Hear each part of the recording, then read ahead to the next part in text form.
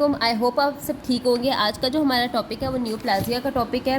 बिस्मिल्लाहिर्रहमानिर्रहीम। चलिए शुरू करते हैं। सबसे पहले हम लोगों ने न्यूप्लाज़िया के बेसिक प्रिंसिपल पढ़ने हैं। सबसे पहले तो हमने न्यूप्लाज़िया को एक नॉर्मल टिश्यू सेल से डिफ्रेंशिएट करके पढ़ना है। ये हमारे पास एक हेल्दी टिश्यू है और ये हमारे पास न्यूप्लाज़िक टिश्यू है। सबसे पहले तो न्यूप्लाज़िया का मतलब पता होना चाहिए। न्यूप्लाज़िया इज़ मेलिग्नेंसी। ये मेलिग्नेंसी है, मतलब ये ट्यूमर है। किसी भी सेल का ट्यूमर होगा। ये हमारे पास एक सेल है, ठीक है, इसका ट्यूमर है तो वो हमारे पास क्या है, मेलिग्नेंट सेल है। हमने इस तरह डिफ्रेंशिएट करना है। इसकी डेफिनेशन इस चीज़ पे बनी हुई है कि हम एक नॉर्मल सेल को न्यूप्लाज़िक सेल मतलब मेलिग्नेंसी वाले सेल से डिफ्रेंशिएट करके पढ़ते हैं, वो न्यूप्लाज़िया होता है, ठीक है। अब हमारे पास किसी भी जो सेल की मेलिग्नेंसी होगी ना, उसमें क्या होगा कि हमारे पास जो एबनॉर्मल ग्रोथ होगी ना, वो हम लोगों ने 3 एबनॉर्मल ग्रोथ किसी भी टिश्यू की, मेलिग्नेंट टिश्यू की एबनॉर्मल जो ग्रोथ होगी हमने उसे 3 बेसिक प्रिंसिपल्स पे डिवाइड किया हुआ है, मतलब 3 प्रॉपर्टीज़ पे डिवाइड किया हुआ है। वो 3 प्रॉपर्टीज़ कौन सी हैं? सबसे पहले हम लोगों ने पढ़ना है cancer tissue growth unregulated and unregulated. इसका क्या मतलब है अनरेगुलेटेड का? मतलब इसके आगे मैं आपको एग्जांपल्स के साथ समझाऊंगी। दूसरी प्रॉपर्टी जिस पे हमने इसको डिवाइड किया हुआ है वो है इरिवर्सिबल। थर्ड प्रॉपर्टी जिस पे हमने इसे डिवाइड किया हुआ है उसे कहते हैं हमारे पास मोनोक्लोनल। इन सब की मैं इंशाल्लाह आपको डेफिनेशन नेक्स्ट बताती हूँ। अब लेट्स सपोज हम लोग देख लेते हैं, ये हमारे पास एक सेल है, ठीक है। हम लोग पहले देख लेते हैं अनरेगुलेशन का और रेगुलेशन का, ठीक है। अब लेट्स सपोज ये हमारे पास एक सेल है, ठीक है, नॉर्मल सेल है, और ये हमारे पास एक न्यूप्लाज्मिक सेल है। चलिए इस चीज़ को भी हम लोग थोड़ा साइड पे कर देते हैं। अच्छा, अब देखिए, मैंने आपको पहले क्या पढ़ाया था कि एक जब फीमेल प्रेग्नेंट होती है तो क्या होता है कि जो उसका यूट्रस का साइज़ होता है वो इंक्रीज़ हो जाता है, उसमें हाइपरप्लेजिया हो जाता है, ठीक है। तो ये जो हाइपरप्लेजिया होता है ये हमारे पास नॉर्मल होता है, ये नॉर्मल ग्रोथ होती है, ये नॉर्मल रेगुलेशन होती है, ये नॉर्मल फिजियोलॉजी है, ठीक है। जो इसमें रेगुलेशंस हो रही हैं सेल की, ये नॉर्मल फिजियोलॉजी है। इसमें हमारे पास कोई ऐसा नहीं है कि यार ये कोई हमारे पास पैथोलॉजिकल चीज़ है या कुछ इस तरह। ये जो हमारे पास हाइपरप्लेजिया है ये हमारे पास नॉर्मल है। यहाँ तक बात समझ आ गई। अब इसमें जो हमारे पास सेल पे स्ट्रेस पड़ा होगा वो उसकी प्रेगनेंसी है, और या फिर वो मतलब आपके पास जिस वजह से यूट्रस का साइज़ इंक्रीज़ हो रहा है। हाइपरप्लेजिया का क्या मतलब था? जब नंबर ऑफ़ साइज़ इंक्रीज़ हो जाता है। तो ये सिंपल रेगुलेशन है ग्रोथ सेल की, मतलब ये नॉर्मल है, तो ये पैथोलॉजिकल नहीं है। अब लेट्स सपोज अगर इसी तरह ये हमारे पास जो नंबर ऑफ़ हमारे पास ये जो सेल है यूट्रस का, ठीक है, ये अगर हम लोगों के पास नंबर ऑफ़ सेल्स क्या करें, इसमें किसी एक में मेलिग्नेंसी आ जाए, ठीक है, तो ये एबनॉर्मल ग्रोथ करेंगे, सेल एबनॉर्मल ग्रोथ करना शुरू हो जाएंगे। तो ये जब एबनॉर्मल ग्रोथ करेंगे तो हम कहेंगे कि वो न्यूप्लाज्मा हो गया है, हमारे पास मेलिग्नेंसी हो गई है। मेलिग्नेंसी में ये होगा कि ये फिर अनरेगुलेशन होगी, मतलब हमारे पास ये रेगुलेशन सही नहीं होगी, ये अनरेगुलेटेड होगा, मतलब एबनॉर्मल सेल रेगुलेशन होगी, ठीक है। सबसे पहले का मतलब समझ आ गई। सेकंड है इरिवर्सिबल। सारी बात है, जब आपके पास मेलिग्नेंसी हो गई है तो वो हमारे पास चीज़ क्या हो जाएगी, एबनॉर्मल हो जाएगी। हमारे पास वो चीज़ क्या हो जाएगी, एबनॉर्मल इरिवर्सिबल हो जाएगी। नंबर थर्ड पे हमारे पास आता है मोनोक्लोनल। सबसे पहले तो हमें मोनोक्लोनल और पॉलीक्लोनल के दरमियान डिफरेंस पता होना चाहिए, तब आपको जाके इस सेल में इसका डिफरेंस अच्छे से पता चलेगा। अब लेट्स सपोज हमारे पास ये सेल है 1 2 3 4। हम लोग ये एक फीमेल का यूट्रस का सेल ले लेते हैं, ठीक है। अब हमारे पास एक ऐसा सेल होता है जिसमें इस सेल में हमारे पास होता है नॉर्मल, हमारे पास एक एंजाइम होता है, हमारे पास G6PD एंजाइम्स होता है। इसकी 2 टाइप्स हैं। अब हम लोगों ने मैंने यूट्रस में वैसे तो बहुत से सेल होते हैं, पर मैंने यहाँ पे 4 सेल ले लिया। अब इसमें ये ए बी और ये ए बी। अब लेट्स सपोज इसकी 2 टाइप्स होती हैं। अगर यहाँ पे भी एन इनएक्टिव है, मैं आपको बताती हूँ। जो फीमेल होती है ना उसके अंदर क्या होते हैं 46 हमारे पास क्रोमो एक्स नॉट होते हैं, ठीक है, मतलब 2 क्रोमोसो एक्टिव फॉर्म में होते हैं हमारी बॉडी में, और एक जो क्रोमोसोम होता है वो इनएक्टिव फॉर्म में होता है, ठीक है।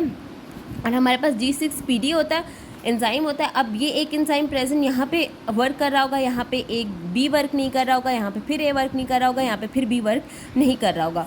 अब क्या होगा, अब यहाँ पे बी वर्क नहीं कर रहा होगा। अब ऐसा होगा कि हम लोगों ने ना ये जो चीज़ है ये बिल्कुल एक नॉर्मल है, ये चीज़ नॉर्मल है। अगर अब ऐसा होता है कि हमारे पास फीमेल प्रेग्नेंट है, ठीक है, फीमेल प्रेग्नेंट है, तो क्या होगा कि हमने पढ़ा था जब फीमेल प्रेग्नेंट होती है तो यूट्रस की हाइपरप्लेजिया हो जाती है। यूट्रस की हाइपरप्लेजिया हो जाएगी। अब देखें ये 4 सेल जो थे, ठीक है, ये हर एक सेल, हाइपरप्लेजिया का मतलब होता है नंबर ऑफ सेल इंक्रीज होना, ये एक सेल पर सेल 2-2 सेल्स देगा, ठीक है, 2-2 सेल इंक्रीज होंगे पर सेल। तो ये एक नॉर्मल फिजियोलॉजी है। आफ्टर दैट जब हमारे पास बेबी डिलीवर हो जाएगा, इन सब सेल्स की शेडिंग हो जाएगी और जो एब्डोमेन है वो अपनी नॉर्मल पोजीशन पे आ जाएगा। तो इसे हम कहेंगे पॉलीक्लोनल। और ये पॉलीक्लोनल जो होता है ना, ये फिजियोलॉजिकल होता है, ये कोई पैथोलॉजिकल नहीं होता। मोनोक्लोनल में क्या होता है कि लेट्स सपोज यही अगर 4 सेल हैं, ठीक है, तो अब क्या होगा, इनमें से जो एक सेल होगा ना वो आगे बहुत से नंबर ऑफ सेल्स देगा, बहुत नंबर, और इन 3 सेल्स को कुछ भी नहीं होगा, तो ये हमारे पास मेलिग्नेंट सेल होगा। और हमेशा याद रखिएगा न्यूरोप्लाज़िया में हमारे पास मोनोक्लोनल सेल्स होते हैं कि एक सेल का डैमेज होता है, वो आगे बहुत से नंबर ऑफ सेल्स प्रोड्यूस कर देता है, एबनॉर्मल ग्रोथ करवा देता है। इसे कहते हैं अनरेगुलेशन। हमारी बॉडी में उतने सेल्स की ज़रूरत होती है नहीं होती उसको कोई फ़र्क नहीं पड़ता, उसने सेल्स बनाने ही बनाने हैं, वो न्यूरोप्लास्टिक होते हैं। अच्छा, अब इसमें क्या होगा, ये हमारे पास बिल्कुल भी फिजियोलॉजिकल, कभी भी मोनोक्लोनल हमारे पास फिजियोलॉजिकल नहीं होगा, ये हमेशा हमारे पास पैथोलॉजिकल होगा, ठीक है। इस तरह यहाँ पे हमारे पास एक फीमेल की एग्जांपल आ गई, यूट्रस की एग्जांपल, और इस क्रोमोसोम की, इस एंजाइम की, G6PD की। इसी तरह अब आगे एक और एग्जांपल आती है हमारे पास लिम्फोसाइट्स की, बी लिम्फोसाइट्स की। इसी तरह हमारे पास जैसे यूट्रस की एग्जांपल थी हमारे पास, उसकी G6DP की हमारे पास थी, इस तरह हमारे पास बी लिम्फोसाइट्स की भी है। अब बी लिम्फोसाइट्स में हमारे पास क्या होता है, हम लोगों ने इसकी भी जैसे भी इसको भी हमने डिफ्रेंशिएट करना है। अगर हम इसकी मोनालिटी डिफ्रेंशिएट करेंगे तो हम लोग वो किस पे करेंगे, जिस तरह हमने ये GCDP की थी, हम लोग इसको लाइट चेन को करें, लाइट चेन से करेंगे, लाइट चेन से डिफ्रेंशिएट करेंगे। अब लाइट चेन में हमारे पास क्या होता है कि जो हमारे पास 3:1 का इसमें होता है, 3 हमारे पास लैम्डा के होते हैं और एक हमारे पास कापा की चेन होती है इस एक स्ट्रक्चर में, लाइट चेन स्ट्रक्चर में। इसी तरह हमने लाइट चेन इस तरह भी पढ़ा था कि जो इम्यूनोग्लोबिन का स्ट्रक्चर होता है ना, उसमें हमारे पास 2 चेन्स होती हैं, यहाँ पे हैवी चेन होती है, यहाँ पे लाइट चेन होती है, ये मैंने पीछे पढ़ाया भी था। तो अब क्या होगा कि हम जो बी लिम्फोसाइट का जो कैंसर है या उसकी जो मोनालिटी है, हम उसे कैसे डिटरमिन करेंगे, लाइट चेन से हम उसे डिटरमिन करेंगे, ठीक है। तो अगर क्या होगा कि हमारे पास हाइपरप्लेजिया में है और ये हमारे पास फिजियोलॉजिकल है, ये हमारे पास नॉर्मल है। अगर लेट्स सपोज ऐसा होता है कि हमारा ये वाला जो बी लिम्फोसाइट है ये कैंसर की तरफ चला जाता है, ये मैलिग्नेंसी की तरफ चला जाता है, तो हमारे पास ये जो रेशो होगी ना, इस चेन हमारे पास जो लाइट चेन है इसकी हो जाएगी ग्रेटर देन 3:1, तो ये हमारे पास मैलिग्नेंसी की तरफ चला जाएगा और ये मोनोक्लोनल होगा। अब ऐसा होता है लाइक अगर ग्रेटर देन जैसे 20:1 कर लें, इस तरह ये सब हमारे पास मैलिग्नेंट हो जाएंगे, मोनोक्लोनल हो जाएंगे। अब हमारे पास कहते हैं कि जो हमारा सेल कैंसर की तरफ जाता है, जब सेल कैंसर की तरफ जाता है तो वो 2 चीज़ों में जाता है, या तो वो बिनाइन होगा या वो फिर मैलिग्नेंट होगा। अब आपने ये बात याद रखनी है कि चाहे वो बिनाइन है चाहे वो मैलिग्नेंट है, लेकिन वो क्या है, वो मोनोक्लोनल ही होगा, चाहे वो मैलिग्नेंट है चाहे वो कुछ भी है, ठीक है। बिनाइन वो होते हैं जो मेटासाइज नहीं करते, जो आगे इंक्रीज़ नहीं होते, ठीक है। मैलिग्नेंट वो होते हैं जो इंक्रीज़ होते हैं और पूरी बॉडी में स्प्रेड हो जाते हैं। लेट्स सपोज ये हमारे पास पेंक्रियाज है, पेंक्रियाज के हेड में अगर ट्यूमर है तो ये लोकलाइज्ड है, ठीक है, लोकलाइज्ड है, और ये बिनाइन है कि वो सिर्फ उसी जगह पे है। अगर ये all over the body of pancreas और हर जगह टेल वगैरह में ट्रांसफ़र हो जाता है तो ये हमारे पास मैलिग्नेंट ट्यूमर बन जाएगा, और मैलिग्नेंट ट्यूमर क्योर करना बहुत मुश्किल है, बल्कि एक तरह से होता ही नहीं है। अब बुक में हमारे पास कुछ चीज़ें दी गई हैं।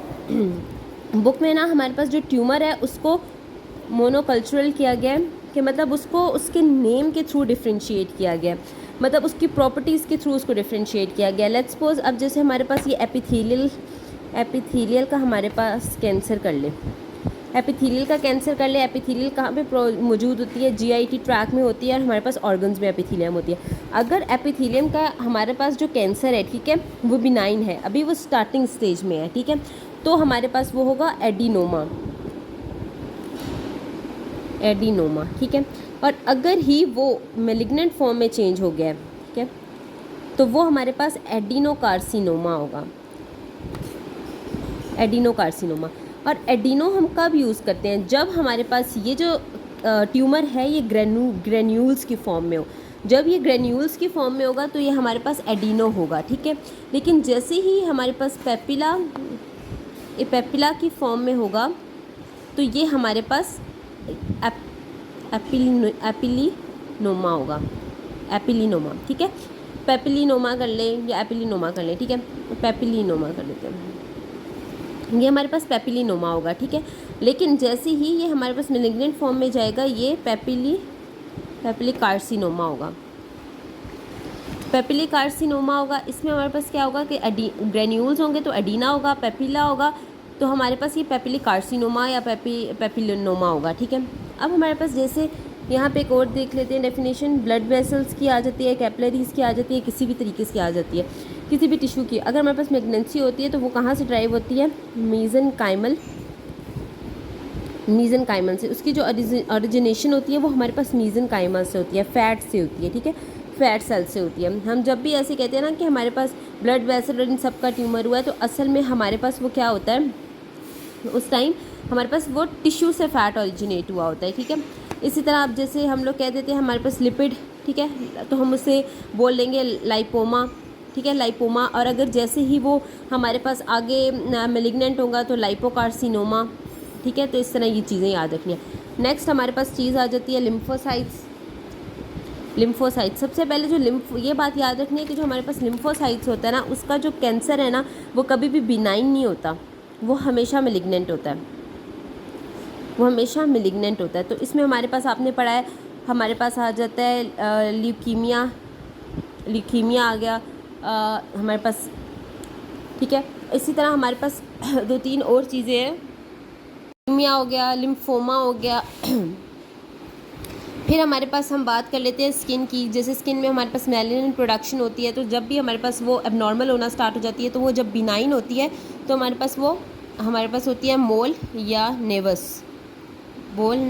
या नेवस। अगर वो हमारे पास मेलिग्नेंट हो जाएगी तो हम उसे मेलिनोमा कहेंगे, ठीक है। तो ये चीज़ें ये आपने ध्यान में रखनी है कि जब बिनाइन, हम लोगों ने इसको इसके नेम से डिफ्रेंशिएट किया हुआ है। देखें, अब जब भी ग्रेन्यूल्स होंगे ना तो वो एडिनोमा होगा, ठीक है। अब जब पेपिलास की फॉर्म में होंगे तो वो पेपिलोमा होगा, पेपिलोकार्सिनोमा होगा, ठीक है। उसके बाद ब्लड वेसल्स की बात करेंगे तो उसकी ओरिजिनेशन ट्यूमर की हमारे पास मीजनकाइमा से होगी। जैसे लिपिड का अगर हम लोग बिनाइन कहेंगे तो लाइपोमा होगा, अगर वो मेलिग्नेंट होगा तो वो लाइपोकार्सिनोमा होगा। लिम्फोसाइट्स कभी भी बिनाइन नहीं होते, ये हमेशा मेलिग्नेंट होते हैं, ठीक है। तो ये ल्यूकीमिया होगा, लिम्फोमा होगा। इस तरह स्किन में आ जाए तो हमारे पास मेलानिन प्रोडक्शन होगी। अगर वो बिनाइन होगा तो वो मोल होगा या फिर नेवस होगा, और अगर वो मेलिग्नेंट होगा मेलानिनोमा। पढ़ लेते हैं कि हमारी बुक में भी दिया हुआ है कि कैंसर की एपिडेमियोलॉजी क्या है, ठीक है। ये बड़ी इंपॉर्टेंट चीज़ है, ऐसी बुक में नहीं दी हुई, ना फर्स्ट एड में भी दी हुई है और पैथोमा में भी दी हुई है। अब क्या होता है, हमने कभी देखना है कि cancer of causes of death जो है ना, कॉजेज़ ऑफ डेथ, ठीक है, वो उसमें कौन सा मोस्टली हमारे पास कैंसर्स आते, उसमें हमारे पास कौन सी चीज़ें आती हैं जो कॉज ऑफ डेथ करवाती हैं, ठीक है। तो अडल्ट में पहले हम लोग देख लेते हैं और फिर हम लोग चाइल्ड में उसे कंपेयर कर लेते हैं। अडल्ट में नंबर फर्स्ट पे जो आती है ना डिजीज़ जिसकी वजह से डेथ होती है अडल्ट में, वो वेस्कुलर डिजीज़ हैं, जैसे मायोकार्डियल इन्फेक्शन वगैरह ये सब। दूसरे नंबर पे कैंसर आता है, ठीक है। थर्ड नंबर पे हमारे पास आ जाती है रिस्पायरेटरी डिजीज़ेस। अब चाइल्ड में सबसे पहले जो हमारे पास आते हैं वो एक्सीडेंट्स होते हैं, लाइक रोड एक्सीडेंट्स। ये जो बड़े थोड़े बच्चे होते हैं रोड एक्सीडेंट्स होते हैं, मोस्टली हम लोग ये सुनते हैं, तो सबसे पहले एक्सीडेंट आते हैं। सेकंड नंबर पे हमारे पास कैंसर आता है, ठीक है। थर्ड नंबर पे हमारे पास आती है कॉन्जेनिटल डिजीज़ेस, जैसे कॉन्जेनिटल हार्ट डिफेक्ट वगैरह हो गए। रिस्पायरेटरी डिस सिंड्रोम, अगर वो कॉन्जेनिटल है, अगर वो बचपन में अगर वो प्रोड्यूस ही नहीं हुआ, हमारे पास सर्फेक्टेंट कॉन्जेनिटल हार्ट डिजीज़, ये बात आ गई। अब देखती है तो हमारे पास मोर्टेलिटी के हिसाब से हो गया। अब इंसिडेंट्स देखते हैं कि कौन से इंसिडेंट्स हैं, कि कौन से सबसे ज़्यादा पॉपुलेशन में डेथ कराने वाले कैंसर्स हैं। सबसे पहले आ जाता है फीमेल्स में ब्रेस्ट कैंसर, मेल्स में प्रोस्टेट कैंसर, ठीक है, और दूसरा हमारे पास लंग कैंसर। इन दोनों को एक कंसिडर करिएगा। थर्ड पे हमारे पास कोलोरेक्टल कैंसर। और इसमें से सबसे ज़्यादा देखा जाने वाला कि कौन सा ऐसा है जो जिसका डेथ रेशियो सबसे ज़्यादा है, ठीक है, तो वो हमारे पास लंग कैंसर की है कि सबसे पहले ये अफेक्ट करता है, सबसे पहले ये डेथ काज करवाता है। मतलब इंसिडेंट में ये सेकेंड नंबर पे है, पर मोलेलिटी में ये हमारे पास फर्स्ट नंबर पे है। उसके बाद हमारे पास फीमेल ये ब्रेस्ट कैंसर आ गया, प्रोस्टेट कैंसर आ गया, कोलोरेक्टल कैंसर आ जाता है, ठीक है।